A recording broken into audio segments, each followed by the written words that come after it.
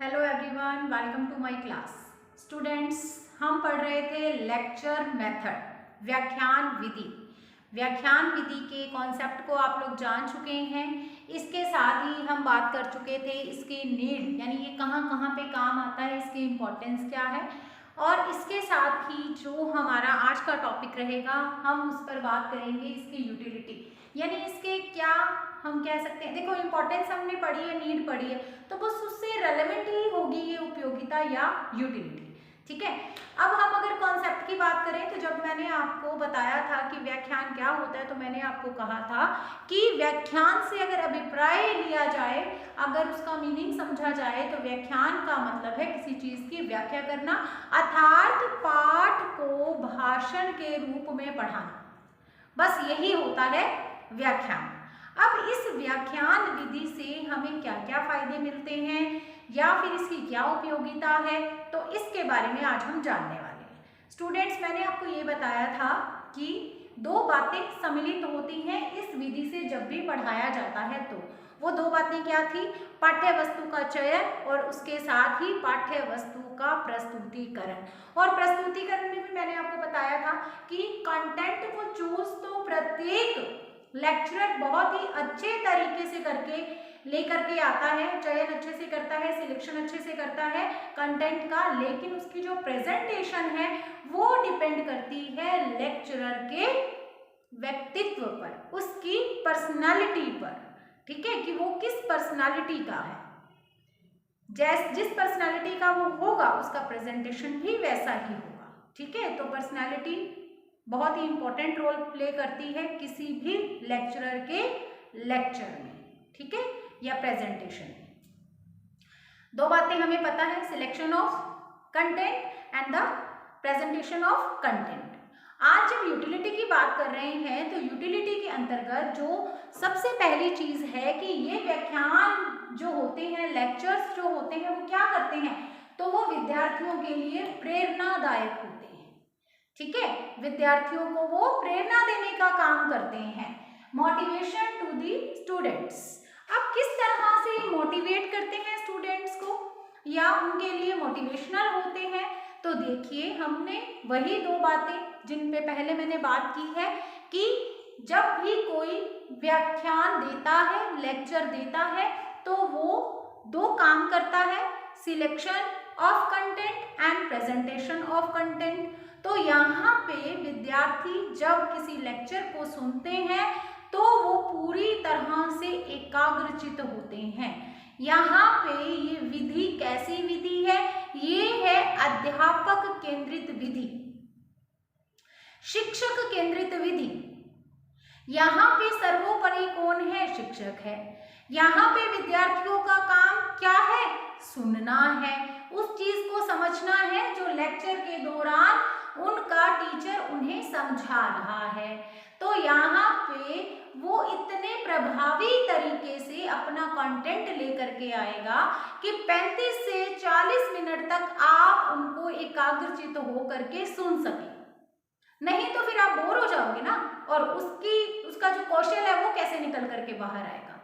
यही तो एक लेक्चरर में कौशल होता है, स्किल होती है कि वो अपने जो वो बोल रहा है अपने शब्दों के द्वारा एक ऐसा जाल बिछाता है जिसमें आप 35 से 40 मिनट तक बंधे हुए, कैद होकर के रहते हो, सुनते जाते हो। और इसके लिए आपको पता है उसको कितनी मेहनत करनी पड़ती है। ऐसे आप उसकी इधर उधर की बातें तो नहीं सुनते ना, इसके लिए उसको बहुत एफर्ट्स लगाने पड़ते हैं, बहुत कुछ ऐसा करना पड़ता है जिसके चलते हुए आप उसकी बात को सुने। मेहनत लगती है उसकी। ठीक है, पहले वो सिलेक्शन करता है जब कंटेंट का, तब भी बहुत मेहनत लगती है, और उसके साथ ही जब वो प्रेजेंटेशन देता है तब तो आप मान के चलो आपको बांध करके रखना है 35 से 40 मिनट के लिए, तो उसके फुल एफर्ट्स लगे होते हैं इस काम के अंदर। ठीक है, तो स्टूडेंट्स यहाँ पे किस तरह से वो मोटिवेट करेगा अपने स्टूडेंट्स को? यहाँ पे वो जो इतने अच्छे से अपनी प्रेजेंटेशन देगा तो बच्चे प्रभावित होंगे उससे। कैसे प्रभावित होंगे? तो बच्चे क्या करेंगे, बच्चे जो भी उनकी वाणी में उतार चढ़ाव है, जो भी उनकी सब्जेक्ट की नॉलेज है, उसको पूरी पूरी तरह से आत्मसात करेंगे, देखेंगे, उससे सीखेंगे और वो अपने माइंड में अपने लेक्चरर को अपना आदर्श भी बना सकते हैं। उसे ये लगेगा कि जो मेरा टीचर इतनी अच्छे तरीके से वाणी में उतार चढ़ाव, विराम, लय, गति लेकर के बोल रहा है, इतने अच्छे से टॉपिक को तैयार करके आया है कि वो टॉपिक मेरे को अच्छे से समझ में आ रहा है, तो इससे क्या वो प्रभावित नहीं होगा अपने शिक्षक के से या फिर अपने लेक्चरर से? होगा वो प्रभावित, मोटिवेट होगा कि अच्छा मुझ में भी ये गुण लेके आने हैं, अच्छा मुझ में भी ये कला लेके आनी है कि मैं ऐसा बोलूं कि जिससे कि कोई मुझे आधा घंटा, 35 मिनट, 40 मिनट के लिए एकाग्रचित होकर के सुन सके। मेरी पर्सनैलिटी भी मेरे टीचर की तरह हो, क्योंकि देखिए जब आप लेक्चर देते हैं तो केवल ये ज़रूरी नहीं है कि आप केवल बोलते रहो, बोलने का भी एक तरीका होता है ना। आपकी वाणी में उतार चढ़ाव होना चाहिए, जहाँ पे लाइन खत्म हुई है आप कुछ सेकंड के लिए वहाँ पे रुकते हो, या मतलब एक हम ये कह सकते हैं एक आपकी टोन होती है ना, सामने वाले को समझाने की आपकी एक टोन होती है। वो जो सलीका है ना आपका, वो जो आपकी टोन है, जो आपकी आवाज़ में उतार चढ़ाव है, विराम है, लय है, गति है, आरोह है, अवरोह है, ये सारी चीज़ें लेक्चर में ज़रूरी होती हैं। जब आप इन सब का प्रयोग करते हुए फिर सिलेक्शन इतनी अच्छी तरह से कंटेंट का आप करके आए हैं और फिर आप उसको इतने अच्छे से प्रेजेंट कर रहे हैं अपनी वाणी के इन सारे गुणों के द्वारा, तो फिर आप बताओ कि सामने वाला आपसे प्रभावित हुए बिना रह सकता है? नहीं। हम भी तो देखिए यूट्यूब पे या फिर कई बार फेसबुक वगैरह पे हमें इतने सारे वो मोटिवेशनल जो मिल जाते हैं, तो हम क्यों सुनते हैं उन्हें? अब वो जो बात वहाँ पे बोल रहे होते हैं उन वीडियोस के अंदर, क्या वो हमको नहीं पता? हमें भी पता है। वो कहते हैं कि आपके अंदर जोश है, आप कर सकते हो, तो क्या हमें नहीं पता हम ये कर सकते हैं? कर सकते हैं, हमें ये पता है, लेकिन उनका तरीका ऐसा है कि हम इम्प्रेस हो जाते हैं और हम फिर उस वीडियो को सुनते हैं, देखते हैं, है ना। तो इसका मतलब वो जो तरीका है किसी चीज़ को बताने का, वो बहुत इंपॉर्टेंट रोल प्ले करता है कि हम सामने वाले की बात सुने। तो यहाँ पे भी वही बात है, जब शिक्षक, जब लेक्चरर इतनी एफर्ट्स लगाता है, इतना ज़्यादा अच्छे तरीके से अपने कंटेंट को तैयार करके लाता है और उसके बाद उससे भी ज़्यादा मेहनत लगा करके जैसा बच्चे चाहते हैं उनके इंटरेस्ट को ध्यान में रखते हुए अपना जो लेक्चर है वो डिलीवर करता है, प्रेजेंट करता है अपने कंटेंट को, तो बच्चे उससे मोटिवेट होंगे ही होंगे, उनके हाव भाव से, उनके शारीरिक संचालन से। अब ये शारीरिक संचालन या मुद्रा क्या होता है बताओ मुझे? आप लेक्चर दे रहे हैं, ठीक है, आप लेक्चर देने के दौरान क्या करो, एकदम ऐसे सीधे होकर के और सावधान की स्थिति में, और फिर आप उसको लेक्चर दे रहे हैं बच्चों को। बताओ बच्चे आपसे इंप्रेस होंगे? नहीं, बच्चे बस आप पे हंसते ही रहेंगे। आप क्या करोगे, एक मूवमेंट भी ऐसी जैसे कि हम आपको माइक्रो टीचिंग में भी सिखाते हैं ना, वहाँ पे हाव भाव और जो शारीरिक मुद्रा है उसमें चेंज लाना। अगर मैं पूरा टाइम यहाँ पे खड़ी होकर के ऐसे और आपको मैं पढ़ाऊंगी ना, तो आप 10 मिनट के लिए भी, मेरी 10 मिनट तो बहुत ज़्यादा कह दिए मैंने, 3 से 4 मिनट के लिए भी आप ये वीडियो नहीं देखोगे। क्यों नहीं देखोगे? क्योंकि आप बोर हो जाओगे, आपको ये लगेगा अच्छा ये बोले जा रही है। इसके लिए ज़रूरी है कि मैं थोड़ा सा शारीरिक संचालन करूं, जैसे मैं अपने मन के भावों को ऐसे हाथ हिला करके आपको बता रही हूँ। इससे आप क्या ले रहे हो, आपको वो कंटेंट समझ में भी आ रहा है और आप इम्प्रेस भी होते हो, मोटिवेट भी होते हो, ठीक है।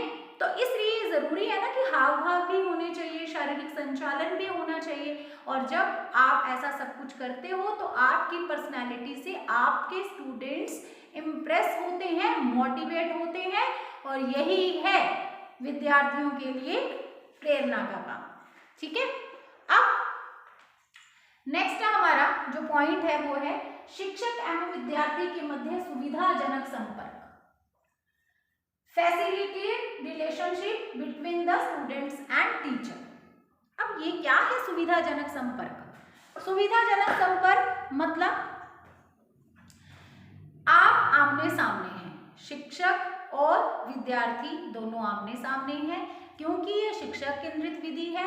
तो यहाँ पे शिक्षक ने बोलना है, अपने आप को, अपने कंटेंट को प्रेजेंट करना है, और विद्यार्थियों का काम है सुनना, ठीक है। ये चीज हमें क्लियर है। अब यहाँ पे क्या होता है कि अगर विद्यार्थी को कोई चीज समझ में नहीं आई है, ठीक है, अगर विद्यार्थी को कोई चीज समझ में नहीं आई है तो मैं आपको बता दूं, अगर आप लेक्चर मेथड का यूज करते हैं तो आप अगर स्टूडेंट हैं तो और आपको कुछ समझ नहीं आया है तो आपके पास ये सुविधा रहती है या आपको ये हक है, ये राइट है कि आप क्वेश्चन पूछ सकते हैं।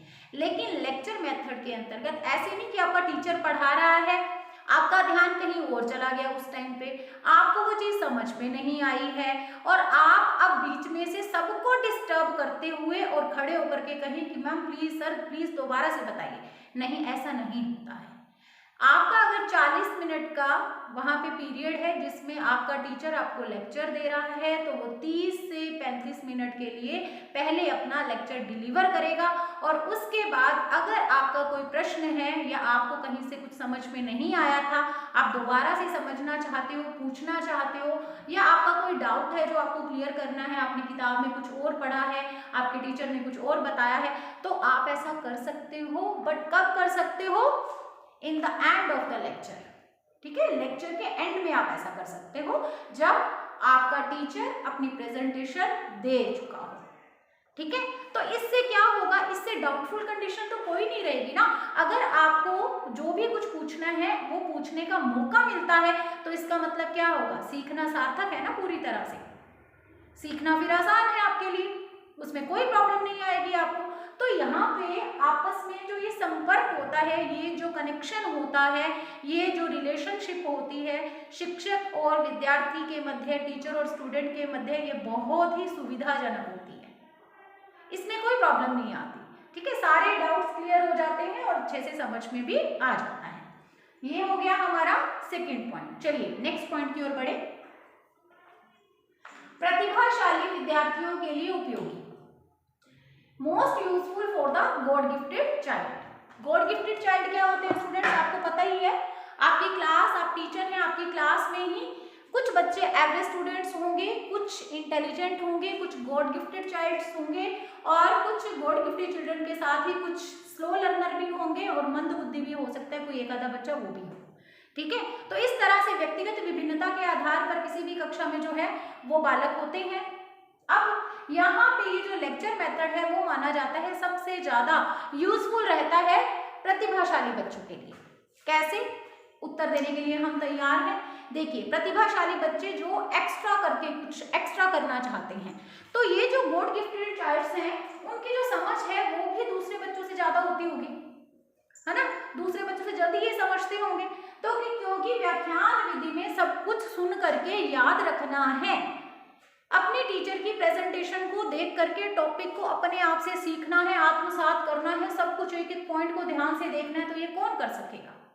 ये सबसे ज्यादा अच्छे तरीके से कर सकेगा एक प्रतिभाशाली बच्चा, गॉड गिफ्टेड चाइल्ड। वो सारा कुछ सुन करके, देख करके समझ जाएगा, जल्दी से सीख जाएगा, क्योंकि उसके पास बुद्धि होती है ना, इसलिए बहुत ज्यादा बुद्धि होती है। बुद्धि तो सभी के पास होती है, मतलब उसके पास एक्स्ट्रा बुद्धि होती है। ठीक है, ऐसे समझ लो, क्योंकि वो गॉड गिफ्टेड चाइल्ड है। ठीक है, उसके सीखने की क्षमता, उसके रट्टा लगाने की क्षमता या उसके समझने की क्षमता बाकी बच्चों से, एक एवरेज स्टूडेंट से ज्यादा होती है। और फिर क्लास में तो बहुत सारे तरह के बच्चे पाए जाते हैं, तो बाकियों से तो वो आगे ही होगा, सबसे आगे यही होते हैं क्लास में गॉड गिफ्टेड चाइल्ड।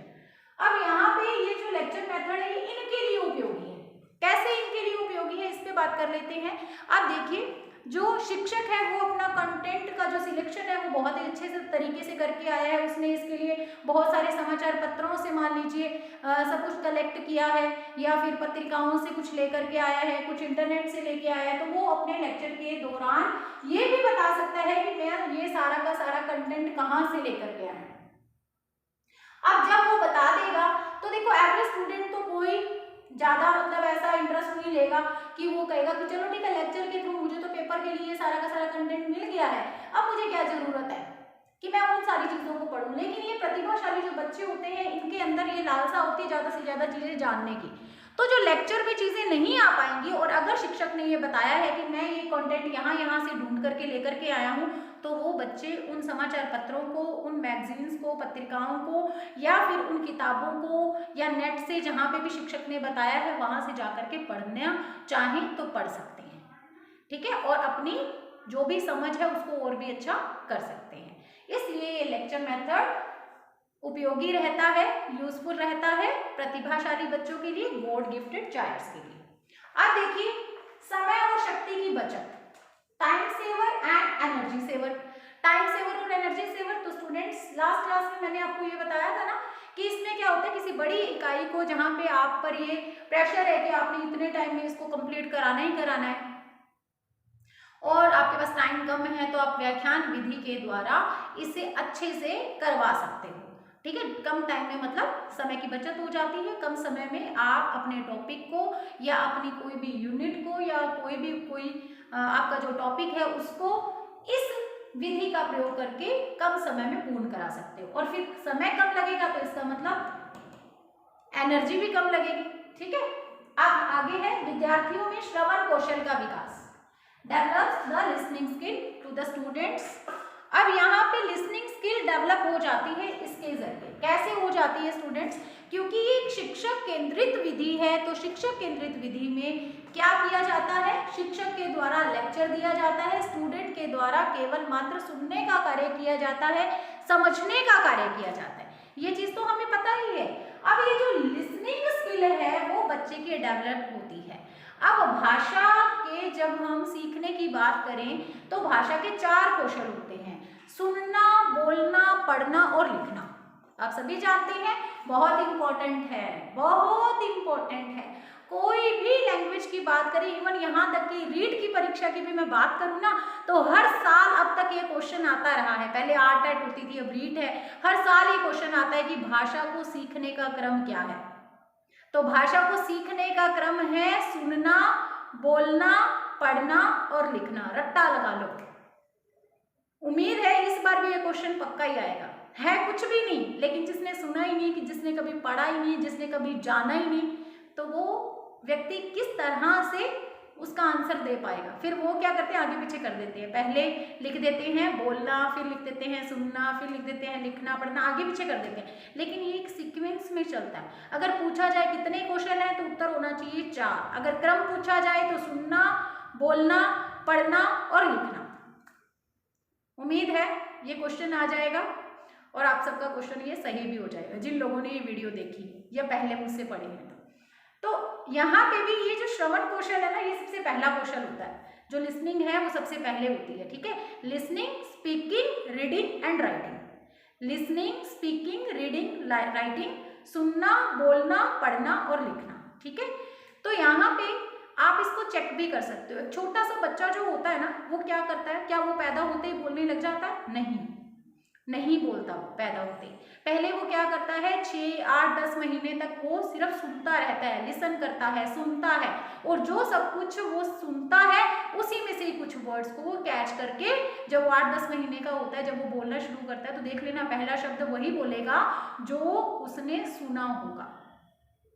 अगर घर में उससे बड़े बच्चे हैं तो वो अगर मम्मी पापा बोलते हैं, न्यूक्लियर फैमिली है, 24 घंटे उसने मम्मी पापा ये नाम ही सुने हैं, तो वो मम्मा पापा बोलेगा।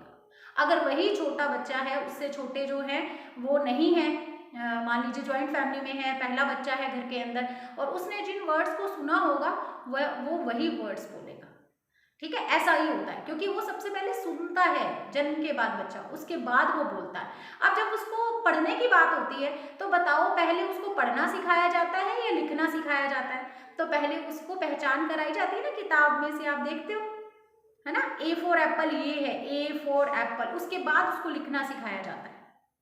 तो सुनना, बोलना, पढ़ना और लिखना। तो फिर इसका मतलब ये जो श्रवण कौशल है या जो ये लिसनिंग स्किल है, ये तो बहुत ही इंपॉर्टेंट स्किल है। इसके बिना तो काम नहीं चलने वाला जीवन में भी। ये तो सीखने की बात हुई ना बचपन में, इसके अलावा भी आगे लाइफ में भी लिसनिंग तो बहुत काम आती है। और लिसनिंग काम आती है तो इस श्रवण कौशल को हमें डेवलप करने का, इस लिसनिंग स्किल को हमें डेवलप करने का जो सबसे अच्छा एक हम कह सकते हैं साधन है, वो है लेक्चर मेथड या फिर व्याख्यान विधि, क्योंकि इसमें बच्चे ने सुन करके ही सीखना है। इस तरह से ये विद्यार्थियों में श्रवण कौशल का विकास करने के लिए बहुत ही अच्छी विधि है, बहुत ही अच्छा मेथड है। और फिर श्रवण कौशल का महत्व तो मैंने बताया ही है, वो तो जन्म से ही सिद्ध हो जाता है कि श्रवण कौशल बहुत ही इम्पोर्टेंट है। फिर देखिए स्पष्टीकरण का महत्वपूर्ण साधन। An important mean to clarify the concept of any topic, है ना। तो स्पष्टीकरण देना, स्पष्टीकरण क्या होता है स्टूडेंट्स? स्पष्टीकरण मतलब किसी चीज को पूरी तरह से क्लियर करना, क्लैरिफाई करना। तो कोई भी टॉपिक है जिसके बारे में आप अपने बच्चों को डिटेल में पढ़ाना चाहते हो, सारा का सारा कॉन्सेप्ट उसका बताना चाहते हो, आप चाहते हो कि आपके स्टूडेंट्स को उसके बारे में प्रत्येक चीज का पता चल जाए, उस टॉपिक से रिलेवेंट सारा का सारा आप ज्ञान दे दें, तो ये एक बहुत ही अच्छा मेथड है, बहुत अच्छा मेथड है। अगर आप किसी और विधि से, मान लीजिए पाठ्य पुस्तक विधि से उसको पढ़ाते हैं, ठीक है, किताब में इतना कितना ज्ञान आया हुआ है बताओ मुझे। आप लेसन पढ़ा दोगे पाठ्य पुस्तक में जो लगा हुआ है, पाठ्य पुस्तक विधि अगर आप प्रयोग में ले रहे हैं तो आपने क्या किया, जो पाठ के अंदर जितनी भी नॉलेज लिखी हुई थी, जितना भी कुछ उस टॉपिक के बारे में लिखा हुआ था, सारा बता दिया बच्चों को, सारा पढ़ा दिया। अब मुझे एक बात बताओ, आप टीचर हो, आपको इतने साल का एक्सपीरियंस है, तो आपके खुद के भी तो बहुत सारे ऐसे अनुभव होंगे उस टॉपिक के बारे में। अगर आप पाठ्य पुस्तक विधि से पढ़ाएंगे तो आप कितना पढ़ा लेंगे, नहीं बता सकते ना। अब आप लेक्चर मेथड से जब पढ़ाएंगे तो आप अपने एक्सपीरियंसेस भी उसमें ऐड करेंगे, तो जो किताब से पढ़ाओगे पाठ्य पुस्तक विधि के अंतर्गत वो तो हो जाएगा किताबी ज्ञान, सैद्धांतिक ज्ञान। तो जो आप व्याख्यान विधि में अपने एक्सपीरियंस उसमें जोड़ करके और फिर इतना सारा कंटेंट सिलेक्ट करके, मैंने अभी बताया ना, आप कुछ नेट से लेकर के आओगे, कुछ समाचार पत्रों से, पत्रिकाओं से लेकर के आओगे, कुछ और किताबें जो विद्यालय में उपलब्ध नहीं है उनमें से मैटर लेकर के आओगे, तो आप इतना अच्छा जो कंटेंट सिलेक्ट करके आएंगे, फिर उसको डिलीवर करोगे बच्चों के सामने और उसके साथ अपने एक्सपीरियंसेस भी जोड़ोगे, तो बताओ बच्चों को जो कॉन्सेप्ट मिलेगा वो कितना अच्छा होगा। बच्चों को इधर उधर भटकने की जरूरत नहीं होगी, फिर बहुत अच्छा होगा ना। अच्छा, दूसरी बात, अगर पाठ्य पुस्तक विधि से पढ़ाते हो, एक तो यही बात अभी बताई मैंने कि जो ज्ञान होगा वो सीमित होगा, उसमें तो केवल सैद्धांतिक ज्ञान मिलेगा बच्चों को, व्यवहारिक नहीं मिलेगा। और जो इस लेक्चर मेथड के थ्रू आपकी पर्सनैलिटी निकल करके आ रही है, आपके हाव भाव, आपके जो शारीरिक संचालन है, जिससे कि बच्चे क्या ले रहे हैं, प्रेरणा ले रहे हैं, बच्चे प्रभावित हो रहे हैं, बच्चे अपना कोई भी क्वेश्चन होने पर आपके साथ सुविधाजनक संपर्क में है तो अपने प्रश्न का उत्तर ले सकते हैं, तो ये सारा कुछ हो पाएगा क्या? नहीं हो पाएगा। फिर समय और एनर्जी भी ज्यादा लगेगी, बच्चों की लिसनिंग स्किल भी डेवलप नहीं हो पाएगी अगर आप लेक्चर मेथड से नहीं पढ़ाते हैं। तो फिर आपका व्यक्तित्व, जो आपके जो व्यक्तित्व के गुण हैं, आपका जो वाणी का जो इतना अच्छा आपका उतार चढ़ाव है, आपके हाव भाव हैं, जो आपका शारीरिक संचालन है, उससे बच्चे बिल्कुल इंप्रेस नहीं होंगे। इन द सेंस हम ये कह सकते हैं कि बच्चे कुछ सीख नहीं पाएंगे, एक पाठ बस पढ़ने जैसी बात हो जाएगी। तो ये विधि बहुत ही इम्पोर्टेंट है। अगर आपने बच्चों को कोई भी चीज विस्तार से बतानी है तो उसमें आपकी बहुत मदद हो जाएगी इस विधि के माध्यम से, ठीक है। तो ये है इसकी यूटिलिटी या इसकी उपयोगिता। विद्यार्थियों के लिए प्रेरणादायक होते हैं, जो व्याख्यान होते हैं या जो व्याख्यान विधि है वो प्रेरणादायक है। शिक्षक एवं विद्यार्थी के मध्य सुविधाजनक संपर्क बनते हैं। प्रतिभाशाली विद्यार्थियों के लिए ये उपयोगी है। समय और शक्ति की इससे बचत होती है। विद्यार्थियों में श्रवण कौशल का विकास करने में ये सहायक है। स्पष्टीकरण का महत्वपूर्ण साधन है। तो स्टूडेंट्स, लेक्चर विधि के, लेक्चर मेथड के जो इसका कॉन्सेप्ट था, इसके बारे में मैंने आपको लास्ट क्लास में बता दिया। उसके साथ ही आज की क्लास में आपने इसकी उपयोगिता देख ली है। वैसे तो सारों ने लेक्चर सुना होगा, हमेशा सुनते आए हो, घर में भी सुनते हो लेक्चर, है ना। तो इसके बारे में मुझे नहीं लगता कि किसी ने भी नहीं पढ़ा हो, नहीं जाना हो। जाना है, पढ़ा है, लेकिन मैं आपको बता दूं ये इम्पोर्टेंट मेथड है। जब भी हम मेथड्स की बात करते हैं तो किसी भी चीज़ को हमने स्किप नहीं करना। मतलब ये लगे कि अच्छा ये तो मुझे आता है, इसमें तो कुछ नया नहीं है। देखो, जब पेपर में क्वेश्चन आ जाता है ना, तब ये लगता है कि अच्छा ये पढ़ा ही नहीं था। पेपर में क्वेश्चन को सीधा सा थोड़ी ना आ जाता है कि जो हमने यहाँ पे पढ़ा होता है वो एज इट इज ही आ जाए और हमें पता चल जाए। हाँ, लकीली ऐसा हो भी सकता है, जैसा पढ़ा वो सेम वैसा आ जाए। लेकिन ज़्यादातर क्या होता है कि बस कॉन्सेप्ट समझा हुआ है तो हम उसके जो 4 ऑप्शन है उसमें से सही को चुनने में हमें आसानी रहती है, अगर कॉन्सेप्ट को हमने समझा हुआ है ठीक है, तो आज की क्लास में तो इतना ही पढ़ेंगे। अभी ये जो हमारा मेथड है लेक्चर मेथड वो कंप्लीट नहीं हुआ है, अभी आगे वाला इसका पार्ट 3 भी आएगा। ठीक है, अभी एक और वीडियो आएगी जिसमें आपको इसके क्या क्या मेरिट्स और डीमेरिट्स हैं वो देखने को मिलेंगे। ठीक है, तो मिलेंगे नेक्स्ट वीडियो में, नेक्स्ट क्लास में। Have a nice day, good luck.